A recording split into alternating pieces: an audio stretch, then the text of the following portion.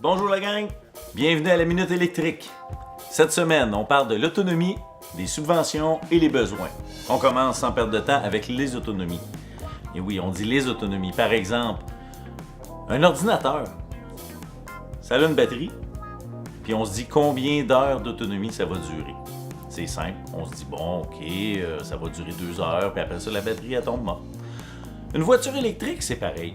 Mais au lieu de dire en heures, on dit en kilomètres. Comme une tank à gaz. Un char à gaz, on se dit, on a une tank à gaz, on a 450 km d'autonomie parce qu'elle a tant de litres. C'est exactement le même principe. On a une batterie de 85 kW, ça veut dire qu'on va faire environ 450 km en été. Dans la vie de tous les jours, vous allez travailler à 50 km de chez vous. Ça veut dire qu'aller-retour, si vous ne pouvez pas vous brancher au travail, ça veut dire que vous avez besoin de 100 km d'autonomie. Compte tenu qu'on perd un petit peu d'autonomie avec les années, on va se dire qu'on a besoin d'au moins 125 km d'autonomie. OK, mais en hiver, quand il fait moins 25 dans le pire des scénarios, c'est là que tu as besoin de ton 125 km d'autonomie. Donc, il faut doubler. Donc, le véhicule que tu vas avoir besoin, c'est pas 125, c'est 250 km d'autonomie. Donc, pour 2-3 semaines dans l'année, à ce moment-là, il y a des bornes de recharge partout rapides qui peuvent vous dépanner pour recharger la voiture pour lorsque vous revenez chez vous le soir. Mais c'est rare.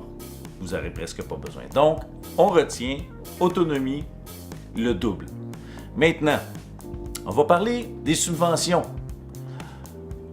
Pour les véhicules électriques, ça a tout juste été renouvelé au mois de décembre jusqu'au 31 mars 2019. Vous avez droit à 4 000 $ de rabais pour tous les véhicules importés qui sont en vente chez, par exemple, Montréal Autoprix, chez MU, chez JN Auto ou encore chez Automobile Simon-André. Il y a plusieurs endroits comme ça qui vendent des véhicules usagés qui sont importés et qui ont un 4 000 $ de rabais qui fait qu'ils sont très compétitifs. Ça vaut la peine pour les personnes ayant un plus petit budget. Évidemment, il y a aussi les subventions pour les bornes et l'installation des bornes. Je vous le dis là, on va oublier. Les détails, vous les avez en bas. Je vous ai inscrit des sites internet à aller vérifier pour prendre le temps vous-même d'aller voir les détails sur les subventions. Le gouvernement offre une subvention de 8 000 $ et certaines entreprises ou certaines villes offrent aussi des subventions. Je vais vous donner un exemple. Vous voulez acheter une Honda Accord à 30 000 $. 30-35 000. Non, on va arrêter ça là, il va falloir payer de l'essence, on va en profiter, on va aller chercher une Nissan Leaf. Combien ça coûte? Oh, 39 000 $ plus taxes. D'accord? 45 000 taxes inclus, moins 8 000 du gouvernement, moins 8 000 de la ville de Laval, si on est résident à Laval, par exemple. Ça vous revient à 35 000, gros total, taxes compris, plus de changement d'huile, et on se retrouve avec un véhicule avec 241 km d'autonomie. Une Nissan Leaf de base qui est quand même relativement bien équipée. C'est un pensez-y bien, les subventions sont là, profitez-en pendant que ça passe.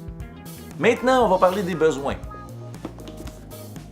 En avez-vous besoin? Non, c'est pas une promotion du livre de M. McSween. C'est quoi vous avez vraiment besoin? Je vais vous donner un exemple. Vous avez un pick-up. Vous allez travailler avec tous les jours. Pourquoi vous avez un pick-up? Hein? Ah, parce que vous avez un bateau. Tirer un bateau? OK. 2 fois par année? Ah oui. Pour aller à la marina, la porter au quai, ensuite le reprendre à l'automne au quai, le retourner à la marina. Et tu roules avec ton F250 à l'année longue parce que tu as besoin de ton pick-up 2 fois par année, peut-être 3 ou 4 quand tu veux aller chercher du bois chez Rona alors que tu peux te le faire livrer. Ou encore, tu peux très bien louer un pick-up ou emprunter le pick-up à un ami qui travaille dans la construction quand tu en as vraiment besoin. Parce que t'en as-tu vraiment besoin? Et c'est là que les économies seraient énormes. Si tu prends un Nissan Leaf, par exemple, comme tantôt, et que tu vas travailler avec, tu ne payeras plus rien, tu vas sauver une fortune, tu vas avoir un véhicule confortable qui est à mi-chemin entre le véhicule berline et SUV, qui est assez bien assis dedans, qui est confortable. On en a une. Alors, à ce moment-là, le pick-up s'avère vraiment inutile. C'est pratique d'en emprunter un, d'en louer un, pour quand on en a besoin. Puis quand on n'en a pas besoin, c'est vraiment inutile, Ça aussi, c'est vraiment le luxe que vous voulez vraiment vous payer parce qu'il faut que ça sente le gaz. Sur ce, je vous laisse avec le mot de Régis et Émilie et on se revoit la semaine prochaine. Bonne soirée. Émilie, Oui? maintenant que tu as ton permis, là, il va falloir que tu choisisses une voiture. Est-ce que tu as fait ton choix?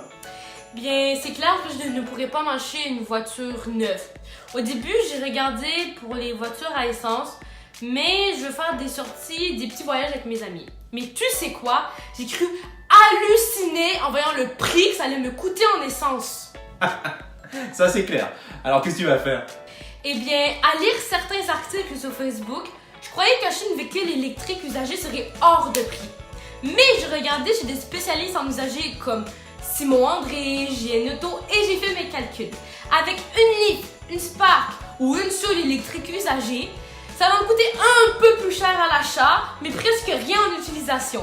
Moins de 1,50$ pour rouler 100 km. Avec ça, je peux en faire des voyages.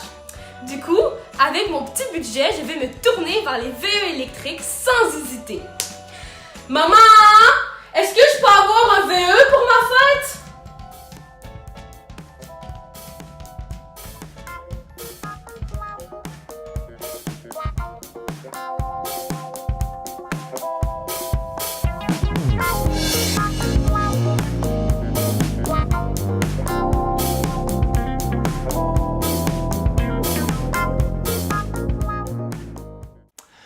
Une petite anecdote.